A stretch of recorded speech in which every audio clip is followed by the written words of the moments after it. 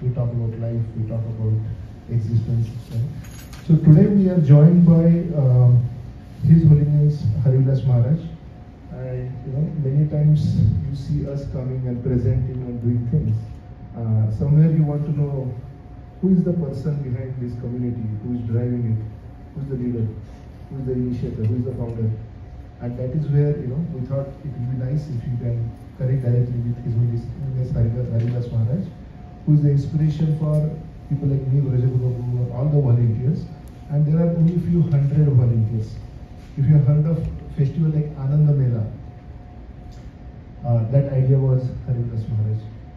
If you have seen photos and videos of dozens and dozens of cows living happily in Arlington or Redmond or Auburn, that idea was Harivilas Maharaj.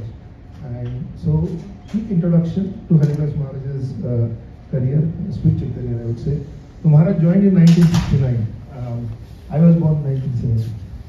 So Maharaj is in Bhagavad Gita before when I was born. Now, imagine where you were. Just think about it. And in the entrepreneurial spirit, Maharaj, although he joined as a teenager in ISKCON in Europe, he also went on to create businesses of his own, factories across Europe. The product distribution was across. And he was a very well-to-do grihastha, the family man. As a result, he was also sponsoring lots of projects in ISKCON for book publishing. And he was the president of Parish Temple that was created in his presence. After that, he moved to San Francisco. In San Francisco, again, he had his own business. Again, he moved to Washington, and again, he was having his own business. So, why Maharaj moved? So, usually, you have seen that when there is a tough situation, tough leaders are sent to send a tough situation. So, in ISKCON, which has been a growing movement around the world, when there were temples who were struggling with the management, when this congregation was struggling with inspiration, that is where ISKCON would request Harivilas Maharaj to go over there and take care of it. Our Seattle temple was one of those temples, struggling temples. How? Every temple president would go away in 6 months.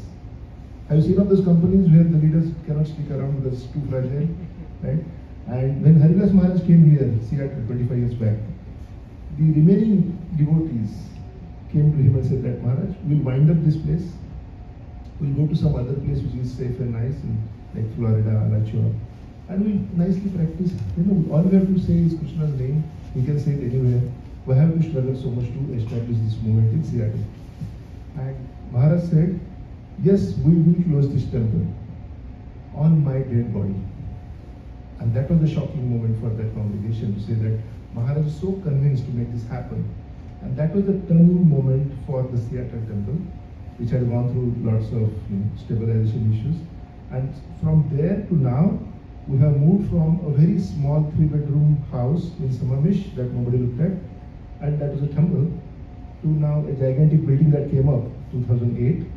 And every time we achieved a milestone, we, the newbie members of the congregation, we thought, we have achieved it. Now we're going to cool down and chant Hare Krishna. Right?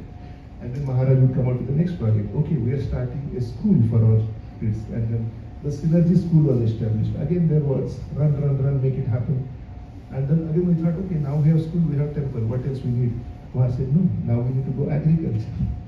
And then Maharaj established a farm in Auburn, then Redmond, and then Arlington. So the farms were created, and then Maharaj created a cow sanctuary. The cow sanctuary where we allow all the cows to come in and stay their full life and fully taken care of. And if there are milking cows, then that milk is available in the temple if you want to. But the goal is not the milk, the goal is taking care of cows. You'll see a little video on that topic. So one after another, and then it's one thing to study Bhagavad Gita, it's another thing to spread the awareness amongst people. And as usual, if we keep a movie show, we will have more crowd than if we arrange a Bhagavad Gita class. So before we got these many students in the class, probably hundreds and hundreds of students have received the invitation. And it's like a pyramid of how many people receive the invitation versus how many people come, and then how many people take it seriously. And that is where Maharaj has this unique engagement model for the community, which is culture-based. The spiritual knowledge wrapped in the culture is well consumed by everyone. Right? In the philanthropic side, we have food trucks running in Seattle, yellow food trucks. Anybody has seen the yellow food truck in Seattle area? The free vegetarian food truck, that was within Maharaj's idea. And hundreds of volunteers are cooking and distributing, giving it to all the homeless. By the way, when we come to our Krishna temple in Samamish, or whether you come to a food truck, nobody will ask you for your qualification. Nobody will ask you how much you have in your pocket. It's prasad, Prabhu ke Sakshat Darshan, free prasad distribution, with a true belief. The Vedic cultural temple, when the temple started, there was an idea that we should charge for the prasadam. Maharaj said no, the prasadam will be free. And many people came and raised the concern about, Maharaj, how this will work out? We'll go bankrupt, this, that. Maharaj said, don't worry, Krishna is the provider. And we are not at all short on anything that we do in the temple.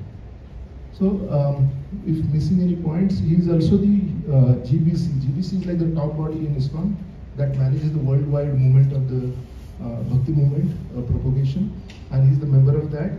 He's the emeritus, he's retired in 2018. He's also initiating guru.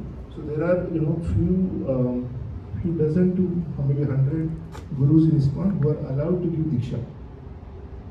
And Maharaj is our local initiating guru over here. Personally, how I connected to Maharaj, when I come to temple, probably 15-20 years back, I used to study Bhagavad Gita with Maharaj every evening. And that clarified my concepts, and that is how I have been able to sustain and propagate and serve under him. So with that, let's give a big hand for Maharaj to join us.